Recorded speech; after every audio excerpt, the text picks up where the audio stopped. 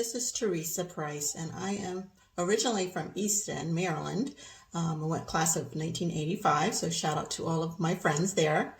But I am now currently living in Delaware, and you had asked me to answer 3 questions for you, and I'm happy to do that.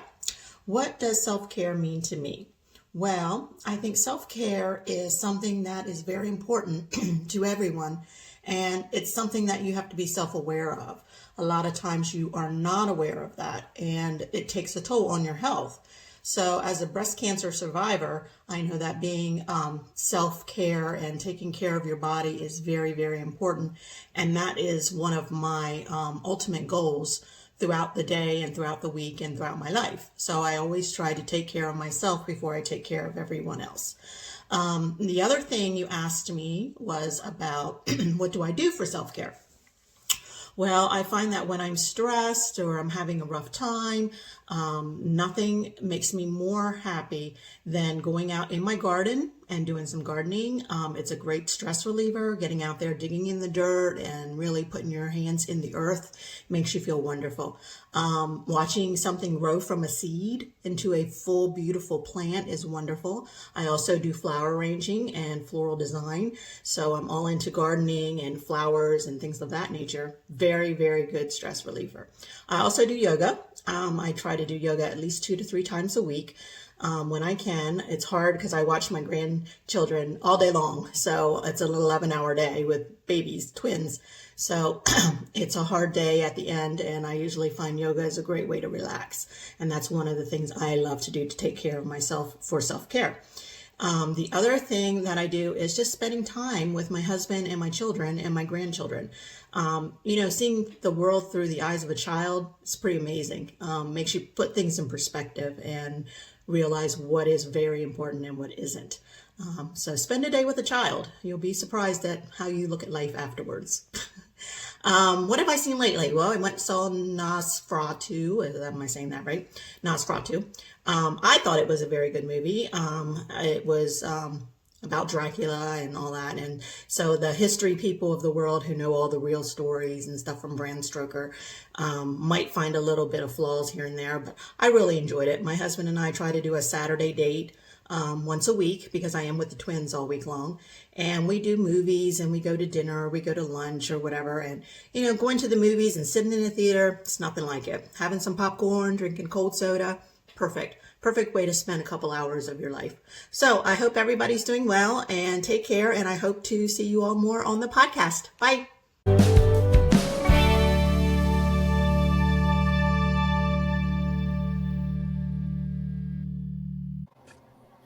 Hello again, everyone. Welcome back to Eastern Shore Talk, your podcast for all things self-care and movies. If this is your first time, welcome. We're on episode 45. I'm Jay Watson. And I'm Cathy Castle. And we have brought back a special guest, Courtney Jackson Moore. Courtney, we have discovered, was one of our OG guests to Eastern Shore Talk. And she joined us in one of our beginning episodes when we had no video. We were just audio at that time. So we're glad to have you back, Courtney. Courtney's somebody who's very special in my life. I've known her for most of her life.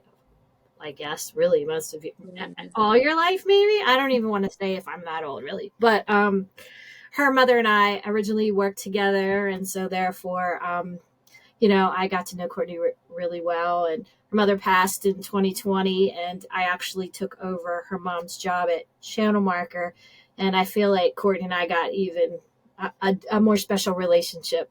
And I just think a lot of her. She's a very goal-driven, independent, leadership, change the world kind of girl, and a mom of 2 adorable kids and a wife, and she owns a business, and she's crafty, and she deals with plants and nature, and she runs marathons, and she just takes care of people. And I don't think there's one bad thing I can say. I don't know how she has time to do everything she's doing, but I'll let her more officially say all the credentials she has after her name. No. Well, thank you, Jay, and thank you, Cathy, again for having me back on the podcast. I'm just really grateful to just be here. And Cathy, thank you so much. I think I said last time that I would remember that intro for like the rest of my life, and I still feel that way.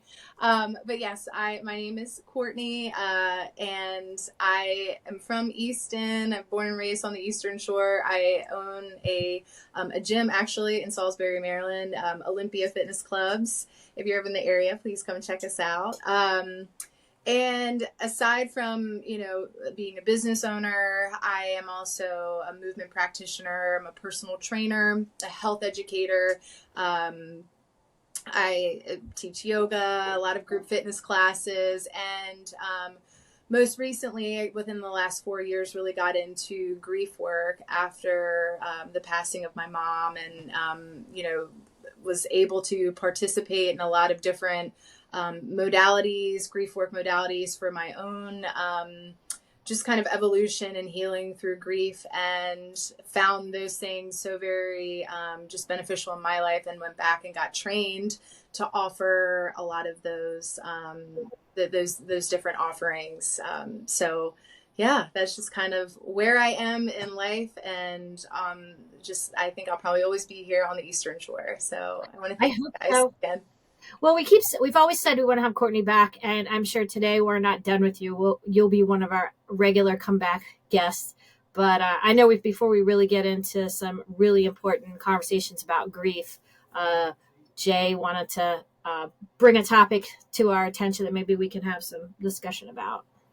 Yeah, so normally this will be the part where Kathy and I do our weekly check-ins when it's just her and I. We kind of catch up with each other's lives and what's new and that kind of thing. But instead of doing that, I thought we would talk about, since Courtney's coming on and we're going to talk about navigating grief. I want to talk a little bit about the unfortunate events going on out in California with the wildfires, and there's an awful lot of grieving going on in a lot of different ways with those folks out there. Um, and at least for me, kind of what strikes me is, and Kathy, you and I've talked about the whole social media aspect and how it Mm-hmm. kind of fight the whole self care process. And social media and I have like a love hate relationship. There's certainly some wonderful things that, some wonderful connections, especially since starting the Eastern Shore Talk group. Some people that I've met and connected with that I would have not connected with if not for social media. Um, so there's certainly some positives to social media, but there's also the other side, and it came to light once again with um, some celebrities trying to raise money through GoFundMe, and the tremendous backlash that these celebrities are getting, and from the public saying things like, "Well, you're a celebrity. Why are you trying to raise money?" And it kind of struck me how that it just it's kind of making a very difficult situation even more difficult than it needs to be. Because in this case, the majority of the folks that have been displaced or have been evacuated are not celebrities or not wealthy. They're um, just regular working class folks. I saw a mobile home community in Malibu it's gone. The whole entire community is gone, and those folks were certainly not celebrities or wealthy. And there are celebrities that are stepping forward to try to help everyone. So I just kind of wanted to kind of get both you ladies' thoughts on grief in that kind of situation and how kind of social media can kind of complicate things. Well, Jay and you and I have talked about this very topic before, but I just want to comment about the celebrity thing. I know that, first of all, I can't get those fires off my mind, probably like most people, Yeah. because I literally can't imagine what that would be like for my entire neighborhood to be gone. Um, we have all heard lots of different stories. It's on the West Coast, but it affects people that we know. I mean, I can think of two specific stories from Easton. Yeah. One is our very own Susie Moore from the Avalon. I believe the story was that her brother, left their home with their pet and the husband and wife, and went and got their three boys from school, and their house, they lost their house, and they just had their backpacks. The boys just had their backpacks. I couldn't imagine that. Think of all the valuables that we're attached to in our home. I don't care how much money you have. It has nothing to do with money. It's your home. It's your safety. It's your safe place. It's memories. Maybe there's stuff, in the home that are from family members that are priceless, pictures or art, artifacts, whatever. So it's, people are just silly. I don't know why people say what they say. I'll never understand it. But to me, I'm glad that celebrities are doing funding or GoFundMe, because maybe then that brings attention that those people in those trailer parks or whatever wouldn't have gotten otherwise. It's just so tragic. I just can't imagine, from the grief and loss standpoint, from whatever they're all breathing in, from the particles that must be toxic in the air, from the first responders that have got to be exhausted.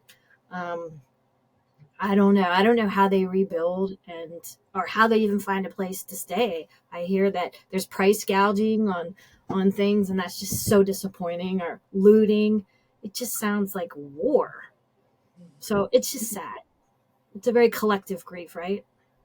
It is a collective grief. And I taking it, like, try to take a step back, and I look at people having, negative things to say about, celebrities trying to raise money. And it's just kind of like, across the board, everyone's grief is their own, right? And it's not for any of us to say how we perceive others, the way that others grieve. And celebrities have a platform, and if they can use their own platform to raise funds for people who have been displaced, I don't think that any of us should pass judgment on that, just because we don't know what that situation is like until you've lived it, until you've experienced it. And I also think social media really, it's desensitized all of us to just really awful things that happen in the world, really. It's like you hear about school shootings, you hear about, just natural disasters, you hear war, but you hear about it so much where, unless you're, I guess, personally impacted by something like that, I think people struggle having, and I say this not in a way where I'm, there's no judgment here. I just think that there's so much bad news on social media. It's hard. It's hard to look past it, or it's easy to look past it, I guess is what I'm trying to say. And it's social media just doesn't do social media and grief, unless you're really trying to promote it, which it sounds like these celebrities are doing. It's easy to pass judgment, I think. I don't know. And I don't know why. I mean, why do people feel like they can use that platform to hide behind and just say mean things about people, period? They're people too. I mean, think of how many stories you hear about even a celebrity losing their life because, Jay, you and I have talked about that, golf, or people stepping away from sports, right? The young golfer, the female, that was just too much with the social media. Or think about Simone Biles and all the things people said about her when she got the twisties. It's just like, come on, be kinder. It's just bad. Yeah. Well, I think about Cathy kind of, I think it's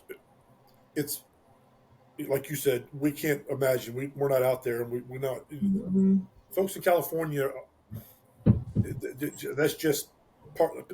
There are people that have gone through this several times, but I look at it in an extended way, because Pacific Palisades is pretty much, as a town, is no more.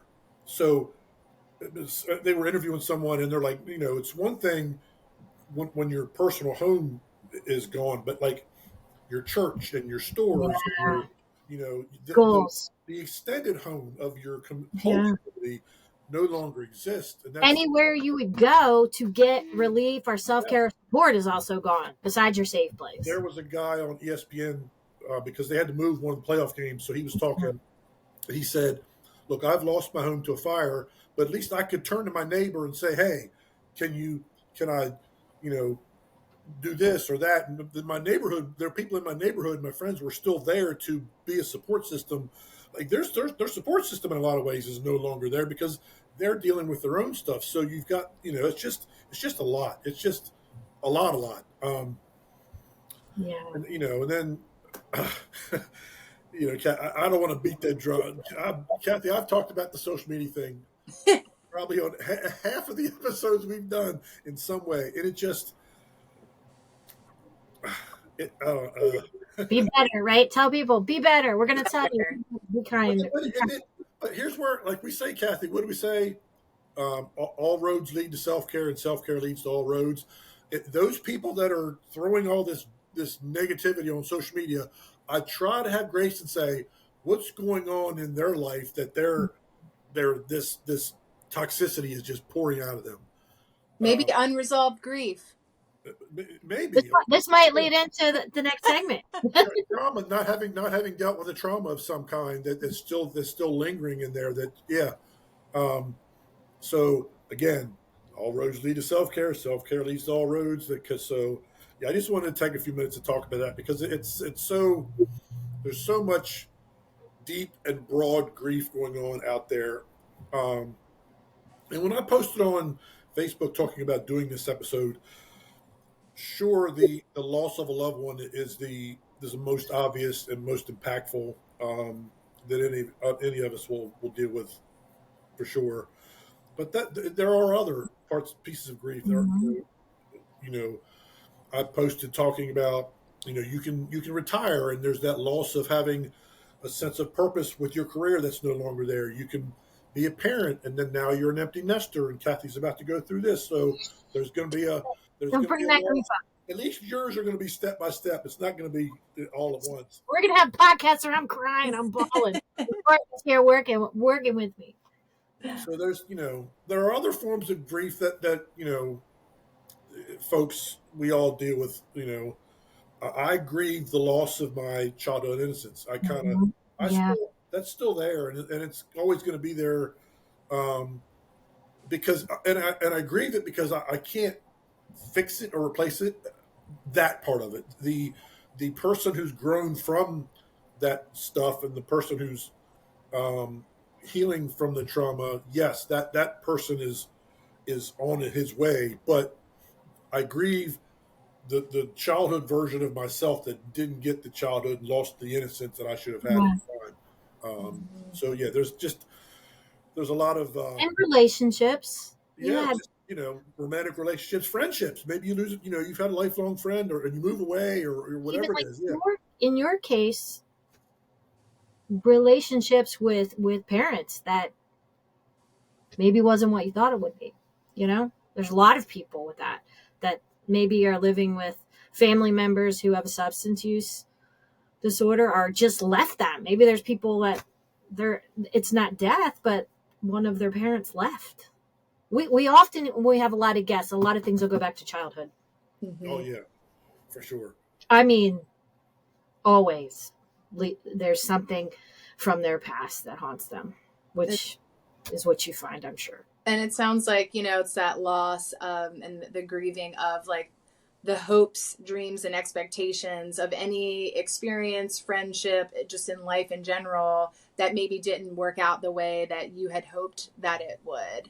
The pandemic, the pandemic. What did it rob? It robbed 2 years of people's hopes, dreams. I have one child that lost 11th and 12th grade, and that will forever affect him. Yep. Mm-hmm. So, Courtney, let's get into your new venture, and then talk a little bit about how movement, yoga, and that kind of thing, what you do, and specifically how and why that can help folks navigate with grief. Okay. Well, Jay, you're going to have to break it down for me step by step, because I will talk. I'll talk. Why don't we start? Let's go backwards. Let's go backwards. Okay. Right? And talk about movement and grief. And then we'll lead up into your big new thing. Okay. Well, so I guess I'll recap kind of what got me into movement and grief. I guess. The importance of grief work. Yes. Well, as I said, in 2020, the reason why I got into grief work was because of the loss of my mom during the pandemic, and that whole experience, it happened. The 2020 into 2021 was just a whirlwind for me when it came to loss. I lost my business was just, I didn't know what was going on because we were shut down as a gym. The death of my mom in 2020. There's a really just navigating that loss and trying to just, homeschool my children and having a new relationship with my dad with the loss of my mom, having a new relationship with my brother with the loss of my mom. And then my grandmother died. There's just like a lot of things that happened within a very short amount of time. And so I found that I wasn't grieving at all because there's just like all these things were happening and I was so busy taking care of other people. I really started to notice physically that my health was not what it used to be. I'll just add, from an outsider that was actually outside but close to that family, Courtney was the one everybody went to. Courtney was the glue. And we all know those people who are the glue of people's families. And we're like, they're the strong ones. They got it, right? That's a myth, but that's what people think. Yeah. But what is Courtney doing? She stepped up to play it and she did it. Right. Well, thank you for acknowledging that. And it was, I recognized in myself that I wasn't taking care of myself when it came to just like processing my grief. Physically, I started to notice that I actually was helping my dad move out of his house, and I have always considered myself in good health and good shape.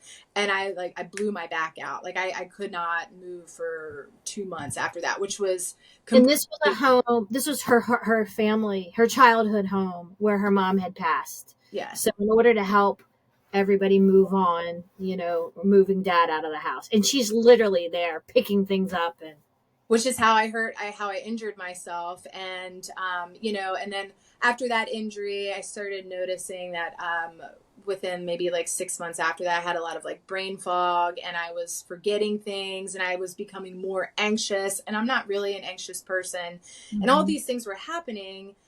And I had to take a step back and be like, all right, I really need to do something about this. And so I love, I did experience some talk therapy and that sort of thing. And while I 100% endorse that for a grief work modality, I felt like I needed other things. And so I came across it's called Mindful Grieving, and it's a 9-month program where you deal with different themes pertaining to grief, yoga, journaling, sharing, meditation. And that was kind of like my first step into grief work. And that was the first time that I really noticed, okay, one, this is a game changer for me because it's allowing me to connect on a deeper level with my body physically, and to kind of see how physically that connection of movement and my physical body and my emotional body, they all kind of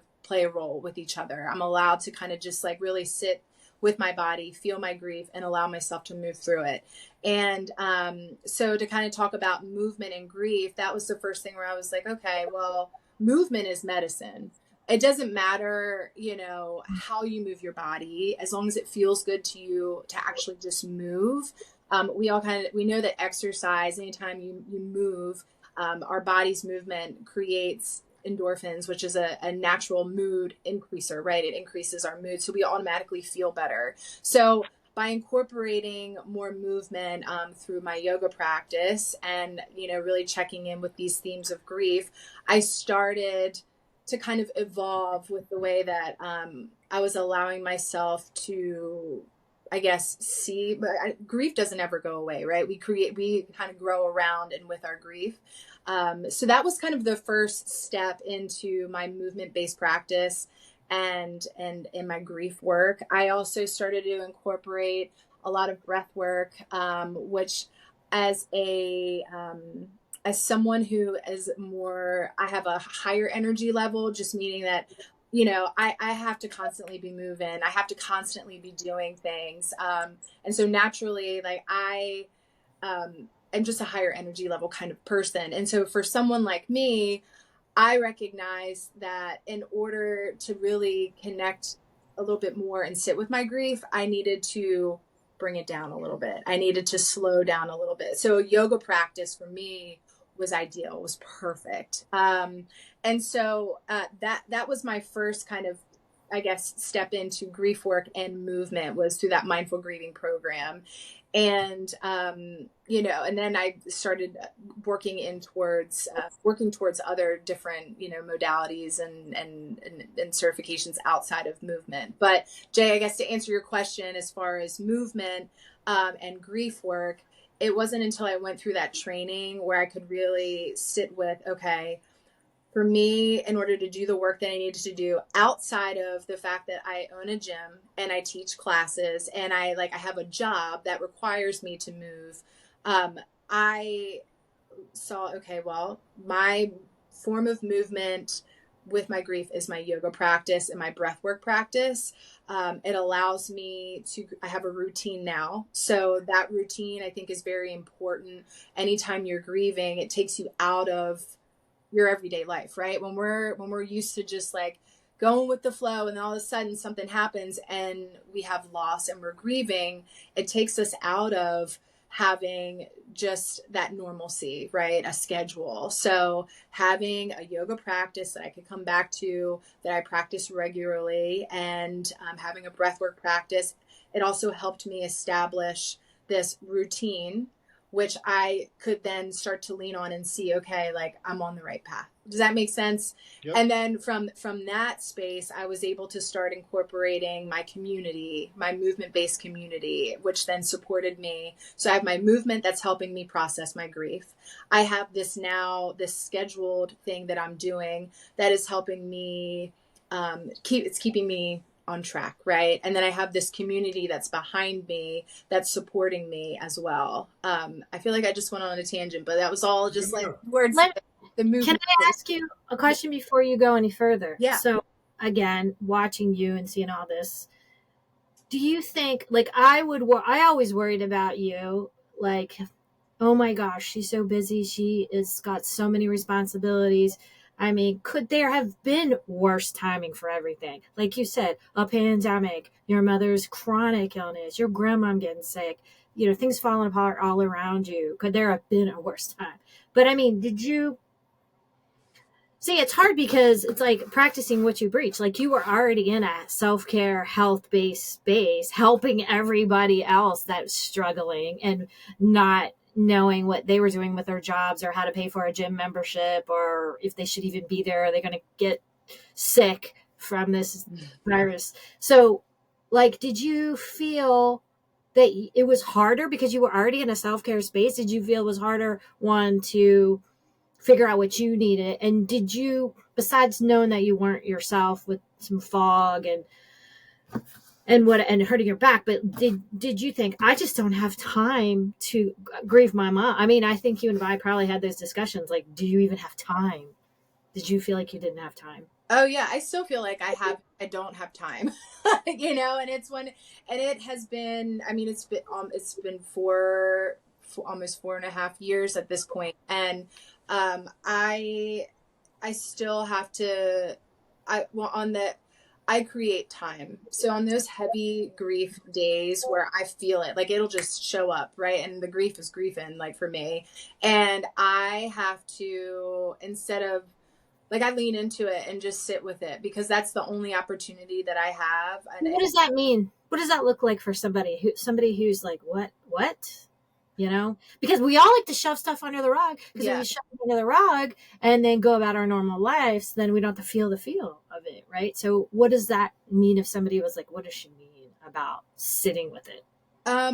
Just allowing yourself to be present with the emotions that you have going on. It was, I think, like a week or two ago, I was driving on the bypass to work, And all of the sudden, I don't even know where it came from, but it was like, I just started thinking about my mom and how much I missed her and how I really wish it had something to do with Lacey, and I just how much I really wanted this. Lacey's my daughter, and how much I just wish that my mom could be present with her. And I was just like crying, and I'm like on my way to go train a client, and I could have just been like, you know what, you had to pull it together, you have to go train someone.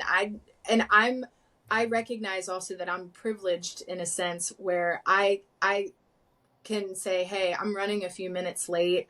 I just need I need a moment, and I won't get in trouble for that. But I also recognize that not everybody has that opportunity to just be like, all right, I'm driving to work, but I need to take some time to like, just sit with this. And so, I encourage anybody if you're in a position where you have something like that comes up and you're not able to sit with it in that moment, make note of it so you can actually go back and sit with it when you do have time later on in the day or whatever, because it is important to sit with those big feelings as they come up and to not push them down. And it also is a reminder to me, the love that I had for my mom, to feel that.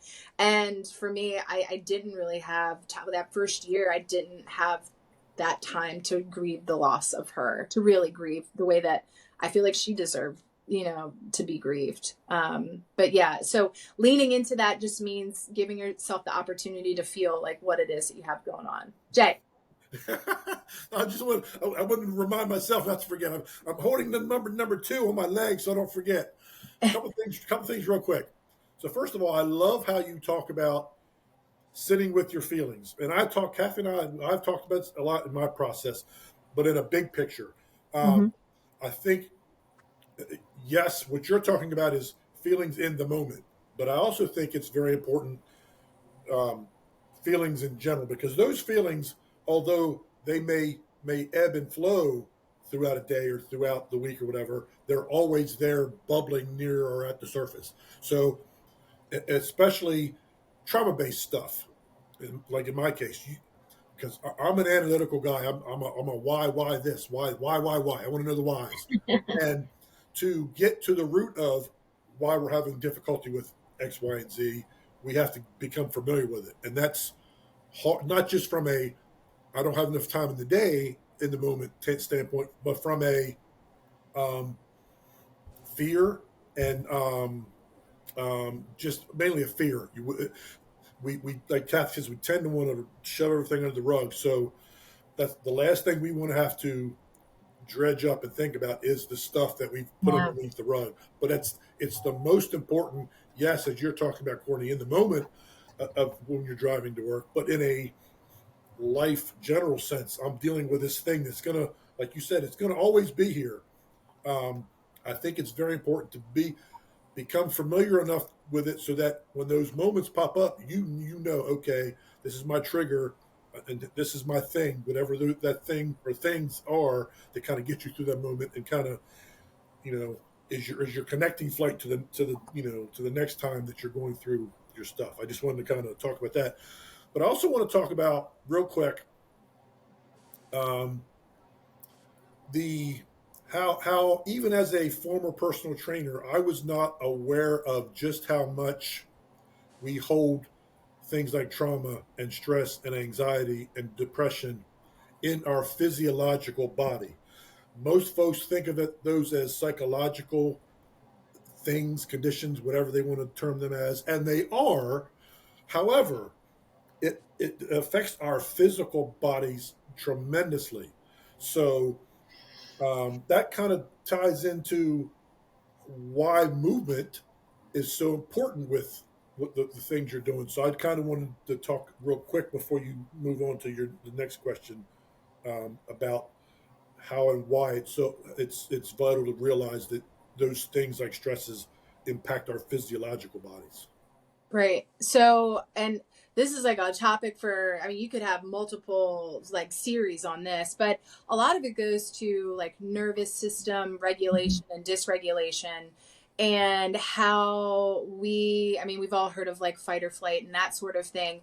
And typically what happens for people who've experienced trauma or chronic stress, where your body becomes in a state of just ongoing dysregulation, where you're holding that stress like on a cellular level in your body. And so as a movement practitioner, and Jay, like for you as a personal trainer, when you're working with people who've experienced stuff like that, and they're just barely hanging on because they've been living in a state of just chronic stress, right, for sometimes years, learning how to tap into the tools. And then I feel like this is something that, as for like kids, should learn this stuff as they go through school, like learning just basic tools that you can use to help regulate your body. And it's not just all right, I'm going to take a couple of deep breaths. Like it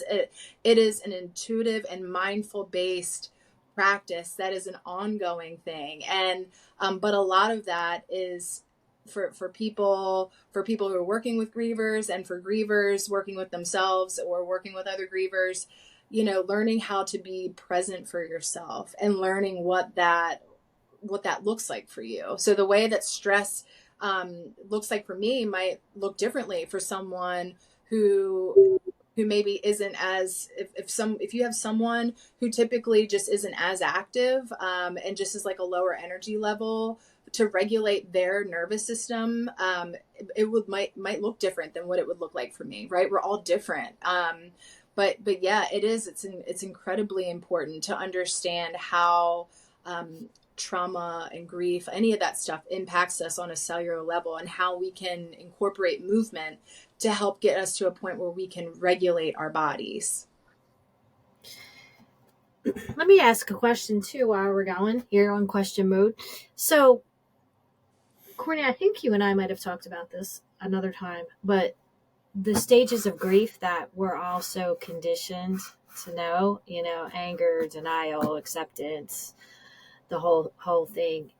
Wasn't it you and I that had a conversation about that maybe we're thinking we got it wrong, that it doesn't just flow in that order, right? It's different. Right. Yes. And I think, and I could be wrong on this. I think when the stages of grief were originally created, it was for someone who is actively going through the dying process. And so there are, but you look at the stages of grief for other people though, who might not be going through that process. And I do think that you can ebb and flow through, the anger piece, the denial piece. You can go to the acceptance piece, but then you're back to the anger piece.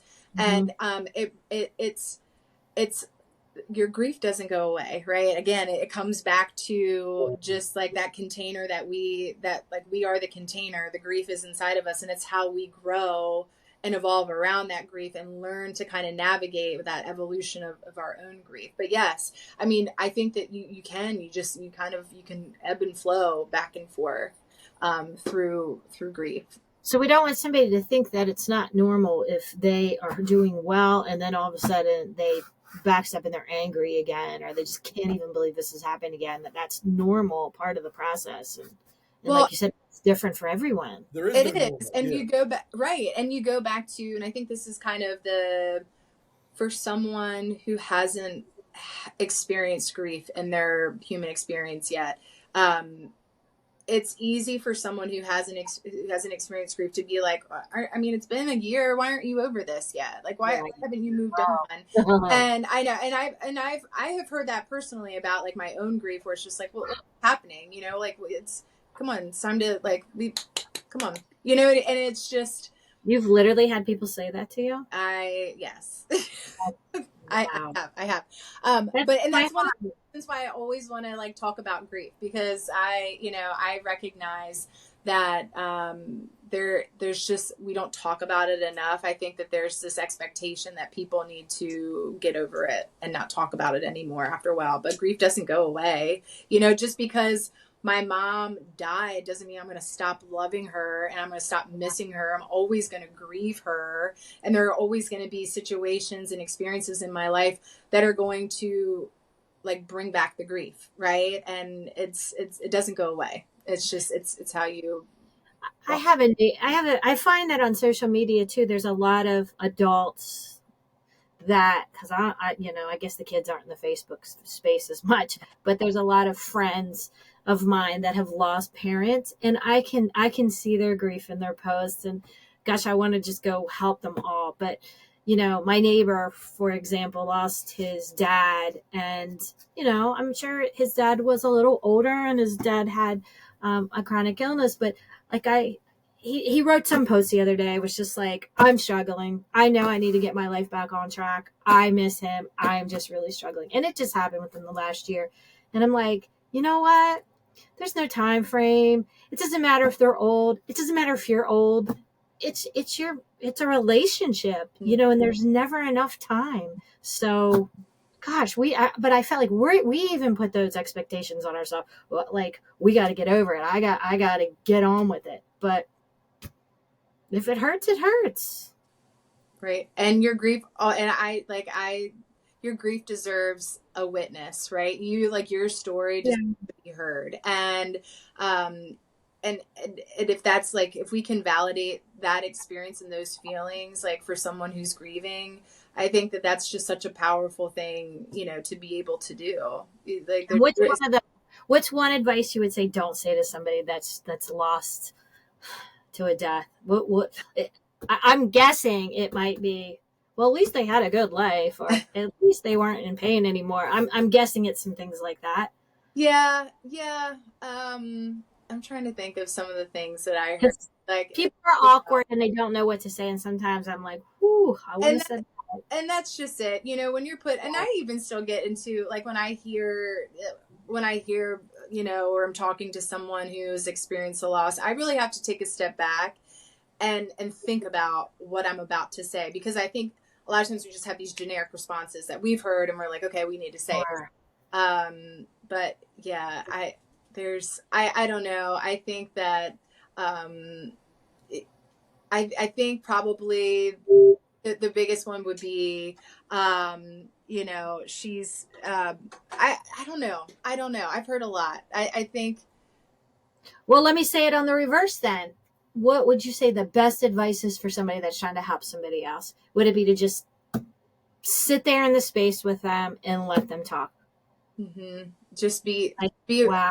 Be a witness to where they are. I always say, please let me know how I can support you, and mean it. I think that the biggest thing is there, because I always hear like, let me know if I can do anything for you, or I'm always here. But I always, when I encounter people who've lost someone or is going through a tough time, I always make sure that I make the effort to check back in a couple weeks later after the dust has settled, because people move on. You know what I mean? Like, life keeps on moving for everybody else. And we tend to forget that, so-and-so who just lost their significant other or, their parent, their world is forever changed and their world has stopped turning, even though ours keeps going. So I think recognizing that people are still, hurting even a couple weeks after the fact. And I also always ask questions about the person, their loved one who's passed away. Like, I would love to hear a story, or would you mind telling me their name? Just bringing attention to the person who they lost and what they meant to them. Yeah, that's a good advice. I like it. So, Courtney, talk about the Good Grief Collective. Okay. Whoa. Yeah. Look at that smile. Look at that smile. It is a passion project that has been years in the making at this point. And I think I've talked to Cathy like so many different times. I'm like, I got this idea and I just can't figure out like what it needs to be. I mean, you know a little bit about that. Yes, I remember. Well, Cathy, you go to with ideas.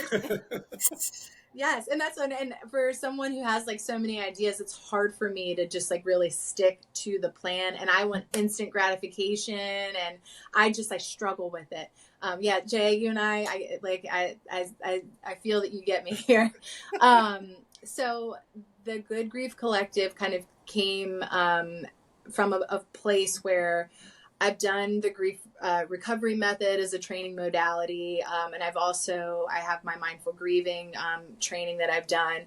And what I have found after going through this series with people is that they don't want it to end, right? They want to maintain that community that they have built, that connection that they have built. And they always ask, okay, well, what's next? And so I had that piece, right? And then I also was looking at from my own personal experience that what was a game changer for me was having in mindful grieving, I met people from all over the world in this training, this cohort that I was in a couple of years ago.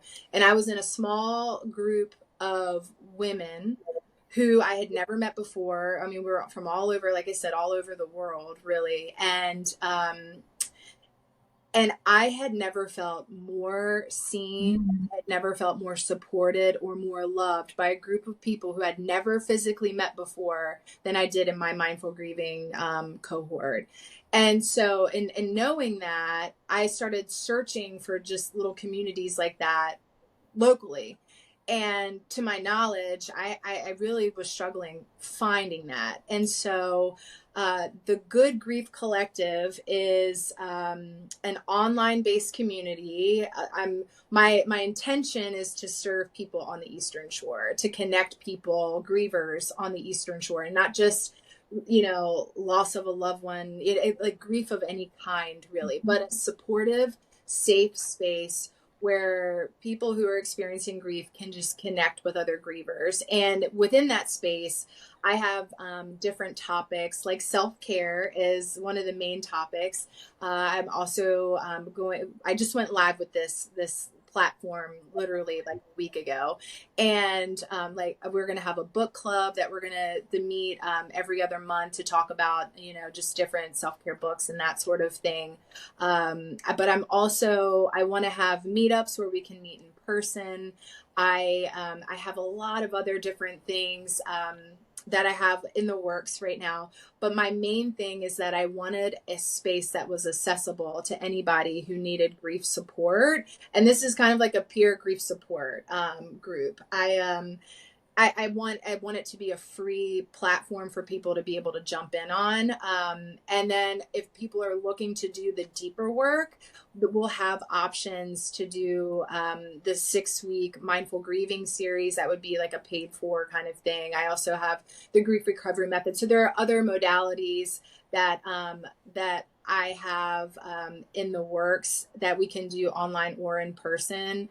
But to me, it was so important to have and to create a space that is a collective of people, of grievers on the shore. But good grief kind of comes from, I look at where I started in my grief journey to kind of like where I am now. Like good grief is not a new term. Like we've heard that, like it's all over. And there are grief workers that use like grief is good grief. But like for me, the Good Grief Collective is taking an experience in my life that wasn't so great and turning it into something and using my grief as a catalyst to really change, to create good. And the collective not only comes from, grievers grieving together with other grievers, but I would also like to collaborate with other grief workers because, my way isn't the only way for grief support.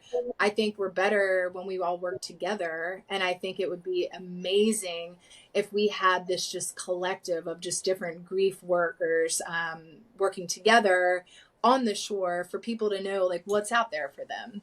But that's kind of the Good Grief Collective in a nutshell. I hope I explained that the right way. Yep. So the whole having these ideas in your head and wanting to go forward, you want that instant gratification.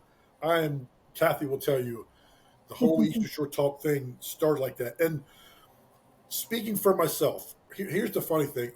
I've always had an anxious mind. So my mind is always, I'm analytical and just my mind is always racing. And in the past, it was always toxic and negative most of the time. when that pendulum kind of swung over, and I had done enough work, and I had kind of figured some stuff out, and I was moving in a better direction, the the jumble of stuff in my head went from mostly toxic to what are the possibilities. So my self-care work and my educating myself and figuring out the whys, and how my trauma was affecting me.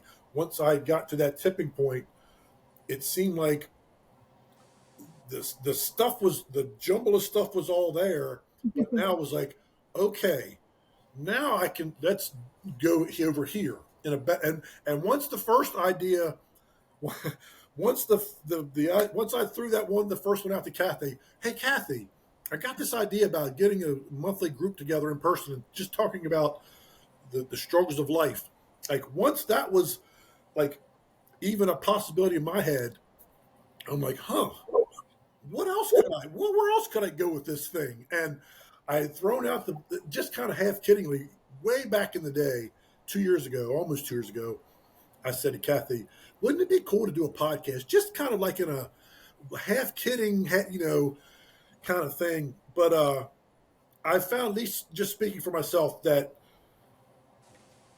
when we are giving the attention to ourselves, to the self-care and taking care of ourselves, and making the effort to head in a healthy direction, at least for me, in my personal experience, I felt like these thoughts in my head were not outrageous. They're not unattainable. They're real. And not only did I have the confidence and strong enough sense of self to think, okay, this could be, but had the um,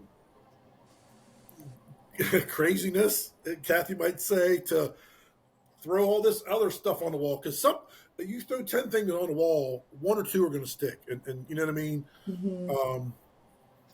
I've had ideas like, what if there was a kind of like a retreat home where people went for a week, and different therapists would pop in each day. There will be a different modality, or different therapists will come in each day and talk to them about this, and do different avenues. And I mean, believe me, my mind has gone so many different places with this thing. So yeah, the whole idea thing, and um, wanting just you feel hope in your head. So you're like, oh, this, you want to serve so bad, and you feel a purpose and a sense of belonging, that you're like, I want to hold on to that, and be instantly gratified by that part of it. So yeah, yeah, just yeah. Well, you guys are turning grieving into believing, and you know what I love about both of your beautiful creative brains is that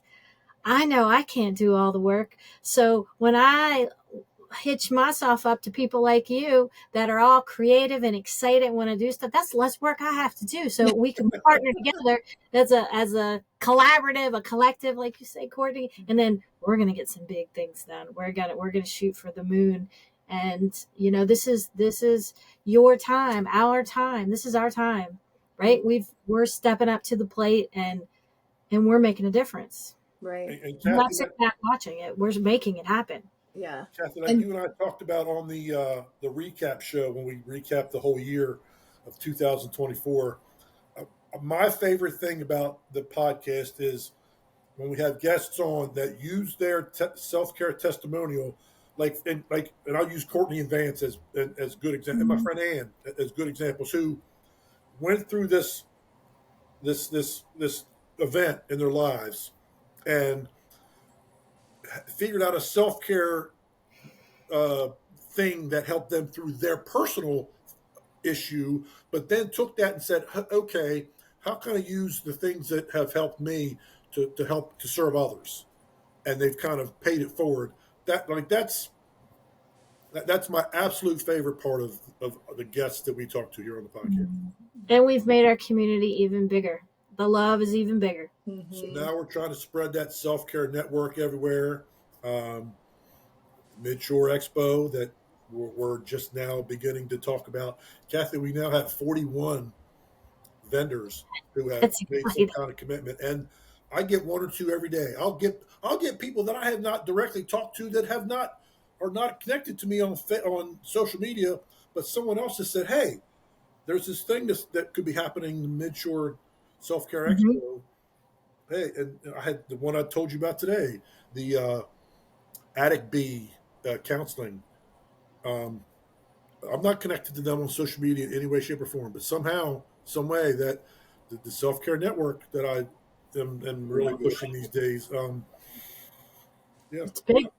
But I also think, Jay, it goes back to what you were saying, is that it started though with you doing the work for yourself. yeah, And when you give yourself the permission and allow yourself just the time and the opportunity to just start doing the work, even if it's just a little bit, like a little bit at a time, you start to open yourself up for these opportunities, right? And when you do the work, then the mindset starts to shift. You're right, you do start to become more confident and you're like, what am I capable of doing? And that's the beauty of like work, that work of any kind, is that you open yourself for big changes and changes for the good. And had you not done any of that work, you wouldn't have this like opportunity of this expo and like meeting all these people.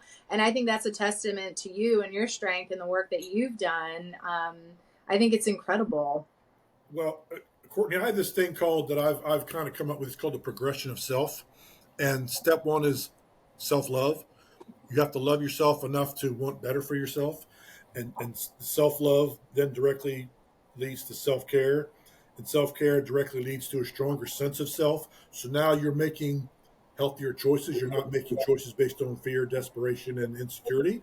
You're now Mhm. making choices based on, you know, what your value is, and some of those choices for me, A, were relationships, but B, were the choices of what can I do with my life? How can I serve? How can I find a purpose in my life? I don't get to those choices if I don't have a strong enough sense of self. If I have not done the self care, if I had not at 40 years old loved myself enough to start doing the self reflection and say, I'm worth more than my life is now. This is not what I want my life to be. I cared about myself in that moment to say I got to head in a better direction. Mhm. So that's kind of I kind of have come up with those four steps of the progression of self, and so yeah, you know, it's been a long journey because I struggled for 40 years and didn't realize had struggled as much as I had. And yeah, good gosh, that could be a book and a memoir, and Uh-huh. yeah, just All of our everybody's junk, right? Yep. but what's cool is I've picked up so many bits and pieces, and um, every guest we have, I've learned something, and I will refer Mm-hmm. back to every guest we have, and you all pop up on my social media, and I'm like, oh yeah, that was Courtney, was back when we were just audio, and you know, I have now seen you do this. Um, Good Grief Collective. So you've now grown what you're Mm-hmm. doing from the first time you talked with us last April on Easter Short Mhm. Talk. So you've kind of grown up with us as a podcast. You've kind of grown with us. Yeah. Yeah. I like I like that. What a good partner. Yes. I just, yeah, there's a lot of growth, for And sure. anytime I can continue to work with people like both of you, it's a good day for me. Now, Mhm. Courtney, do you know Vance Rowe? I've introduced them. Yes. Okay. Yes. We had lunch together. Vance is a cool guy. So he's been on. He's going to come to the expo. I've got a lady from Pocomoke, and her organization is called One Mind, One Body, One Soul. Um, she found me somehow. She reached out to me. She's in Pocomoke. She's like, I'm coming. I'd love to do it. I've got somebody from Selbyville, Delaware coming. I've got people from Annapolis coming. Um, When is the expo? Do you have a date yet? we're tentatively we're shooting for September 6th, but that's not set in stone. It's going to That's kind of September month. We like. we're going to be it's going to be dependent on the venue, because as I get more people, the venue has to be bigger. So now, you know, we're You know what I was thinking about today? Why I like this idea? It's like I'll just say me, if I'm involved and I want to put on, Channel Marker wants to put on a mental health fair or even a health fair, right? Is that going to attract everybody? Or is that going to attract people that are connected to Channel Marker or that I've guilted into coming or whatever? If you say a self-care expo, now you have made it seem like that's a really cool thing for anybody to go to, not just a certain demographic. And all these other things that we would do under health fairs or mental health, expos would come into play. So I love this, that it's kind of normalizing the conversations, giving a multitude of choices and alternatives for people, and all in the name of making people better. I think it's amazing. What's cool, Cathy, is I'm starting to collect people to add to the self-care network on our website. I have all these categories. Well, there's this large group of modalities that don't fit into any of these other categories. Then it's just I put them in the other, and the other category is bigger than any of the other ones. And I'm like, that's pretty cool. Like music teachers and drama classes and Sprout, and, just that category is way bigger than all the rest of them. There are things that one would pottery classes. I've got someone that teaches pottery. Maybe it's not even other. Maybe it's called alternative resources. I don't know. Or maybe I just name it ones you would never think of, or something. There you go. And here's the one you didn't think of. Yes, even these are self-care or something along those lines. In case you need more. Yeah. Well, Courtney, we want you to tell us how to connect to the Good Grief Collective. I have been able to sign up, and I hope to use that platform more as well. But tell other people how to collect. Yeah, we want to collect you. We want to collect people. We want to collect people for the Good Grief Collective. So tell us how to get on. Well, I would be honored if anyone decided to follow on Instagram or Facebook. On both of those platforms, there's a link that you can click on, which takes you circling back to like social media. I was so adamant that I did not want this platform, the private platform, to be on social media at all. So it's on a private platform altogether. So you'll click on the link, it'll take you outside of Instagram or Facebook, and then you sign up. It'll ask you a few questions, and then from there it will I have to approve, making sure that everybody is, who they say that they are. Yeah. Yes. And then you can come in, and but yeah, so you can find the link on either Facebook or Instagram to get into the Good Grief Collective. And it's a good it's pleasing to the eye. She's made it almost scrapbook like, yes, in her creative designs on the platform. And there's lots of different things where you can talk with other people, you can post something, you can read things. So I'm excited to see how it grows. And I think it could be a good resource for people that want to connect with others.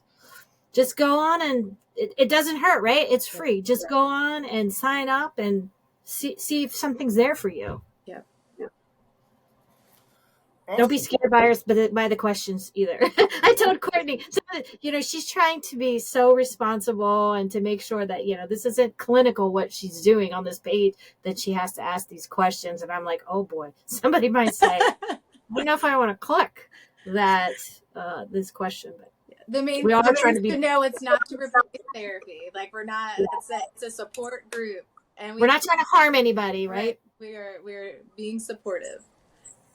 So go you guys, anyone listening, go out and go find Courtney there and support what she's doing. So she's really she's an idea person. So I'm a fan of hers just because of that. Mm-hmm. One of many reasons, but yes.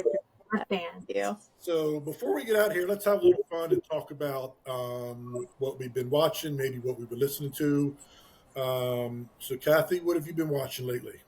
So Jay's friendship of so many years is starting to affect my sleeping habits because I that doesn't sound good, does it? So I will get I'm never really bored, but maybe I need self-care and a little change. So I'll say, Jay, I need a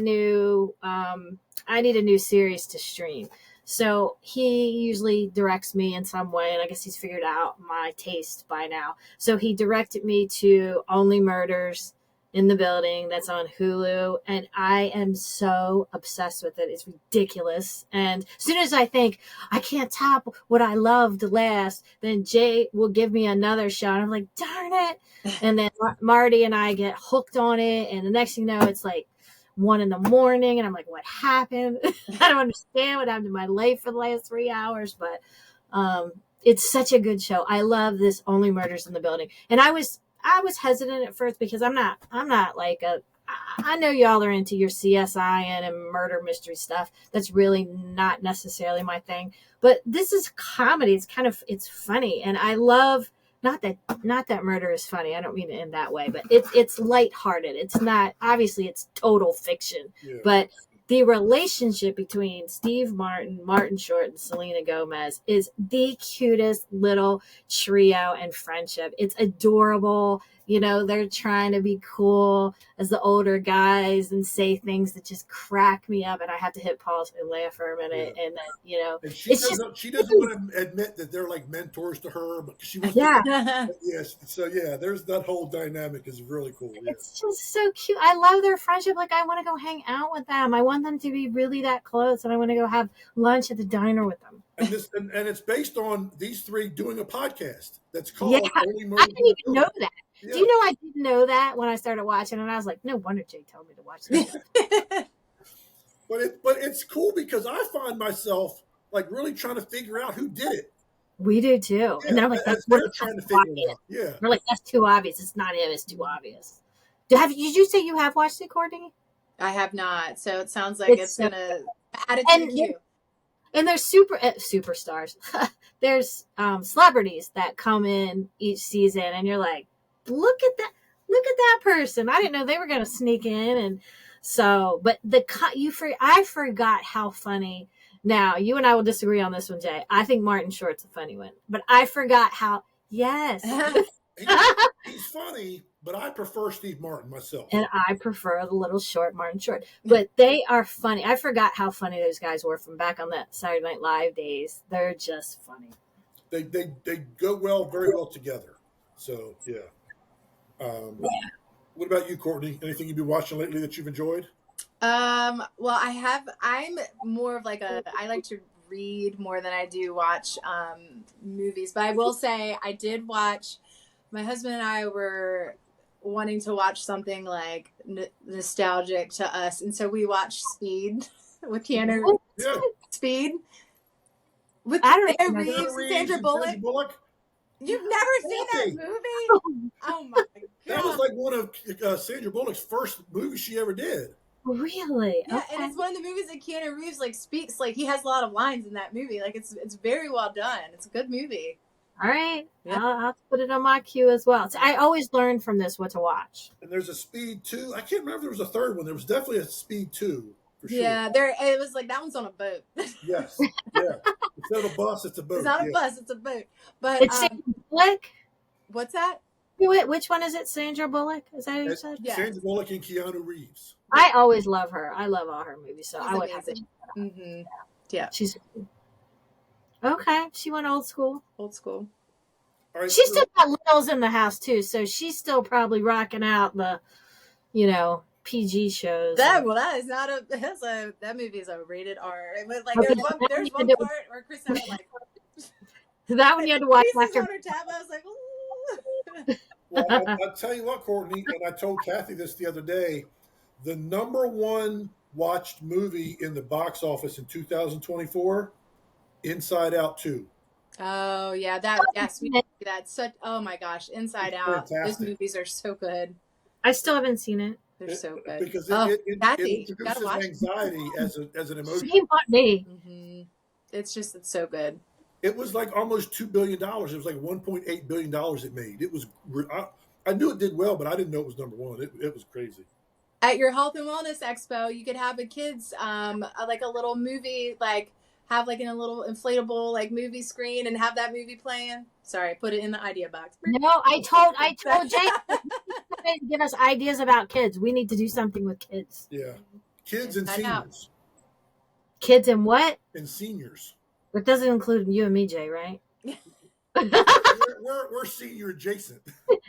Are we going to be like the Murders in the Building trio? Me, you, and Courtney. You and I are the old people, and she's the young one. Am I Selena Gomez? You're Selena. Yeah, we're the old men. Pretty much. Yep.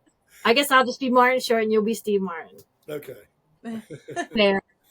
You're not going to believe this, but there's a possibility I may not go to the movies this Friday because there's nothing that, like I need to take a breath. It's down to scarce movies. Why don't you go to another theater? Or you're trying to get out of your comfort zone? What are you trying to do with this? I need to understand right here. Revealing the plan, so I may stay home and stream something. I haven't decided yet. I haven't bought a ticket yet, which is not on. If you need to phone a friend, okay, you can come. I'm sure I'll be fine one way or the other. There's some things on streaming I just may stay home. Boy, this is just a dry spell. Oh wait, you know what? Your cousin Colin, Courtney, told me a show today to watch on Apple with Harrison Ford and what's his name from the Muppets movie. It's like a psychiatry. Kermit.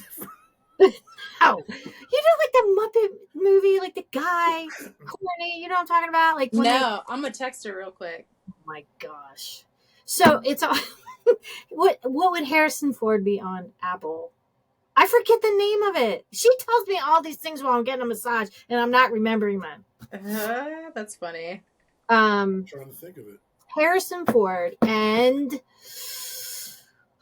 this guy, I can picture him. He was in like the latest Muppet movies. He was like the boyfriend of a girl. And it was like was in the Muppet movie. Oh Lord. Is it The Call of the Wild? No. It was like one word maybe. Isn't this horrible? Harrison Ford is in it? Yeah. Huh. Harrison Ford, because I was like, did Jay watch the Harrison Ford Apple movie? Podcast or streaming? Shrinking. That's it. She said it's very, very good. I've heard a lot about that. Oh, Jason Segel. That's his name. How I Met Your Mother.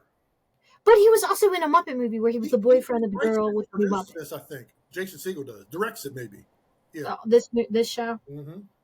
All right, there you go. There's a new one. But what was it called? Shrinking.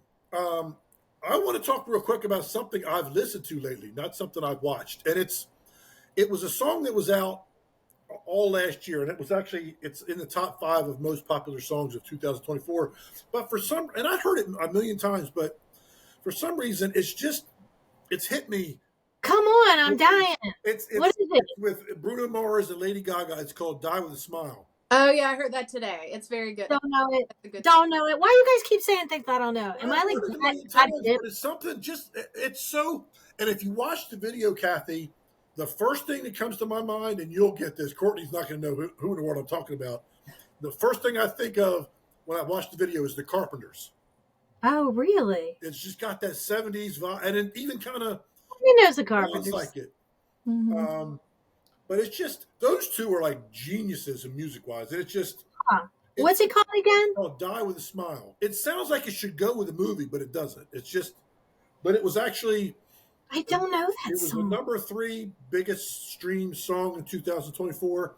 But it had the 2024 highest one-day streaming. There was one day in 2024 where over 10 million people streamed that song. And no other song had that many in any single day. It was a Billie Eilish song was it was either Sabrina Carpenter or Billie Eilish was number 1. But anyway, this was number 3. But interesting. Just an awesome song. It just seems like it would be perfect for a theme of a movie. Mm-hmm. I agree. Like an old school 70s kind of movie. And even to watch the video because they're dressed up in old 70s clothes and are they? I get the Carpenters vibe when I watch it. I'm a closet Carpenters person. I'm gonna be honest. That's a sad story there. Karen Carpenter, she had some struggles, and she I like passed her very music. young. Yeah, Yeah, it's very calming and very like yeah. it's It, like one that you can sing in the car by yourself and let nobody know that you're doing that's that. Carpenters are like the sound of the '70s. Like you hear the Carpenters, and you just know that's a '70s song. Yeah, It's just yeah, that like we talked about how it's good stuff. different songs from different decades. You know that's from that decade. You know what's crazy though? My senior in high school, he look the other night he goes, "Mom, you know this. Mom, you know this." So he made this whole he's got this '70s track, he's got an '80s, he's got a yacht rock track, and I'm like, "Wow, we've become cool again. Our music has become cool again." I guess they're so bored with their genre, they've come back to our Retro is cool. Just like you're buying albums, they're listening to old music. right. And then he'd play a line, and I would spit it out. I'd be like, who sang it and the name of the song, and sometimes I'd have the year. I'm like, wow, we were really listening to a lot of radio back then. Yeah. So we want to thank Courtney so much for joining us again. Thanks for being a supporter of the podcast, and go find her on her new venture, and you'll be able to catch her at the expo coming this summer. She's going to hopefully be joining us there. And if you're down in the Salisbury area, what's the name of your gym again, Courtney? Olympia Fitness Clubs. Stop in and see her and take some classes. Whether you're grieving or not grieving, just go take some classes and work out. It's a cool gym. It's really nice. There's a good vibe in there. Yeah. I mean, it's a legit gym. It's good. It is a legit gym. Yeah, it's anybody. There's something for everybody. All right, guys. Thank you so much for joining us. Take care, and we'll catch you next time on Eastern Shore Talk. Bye.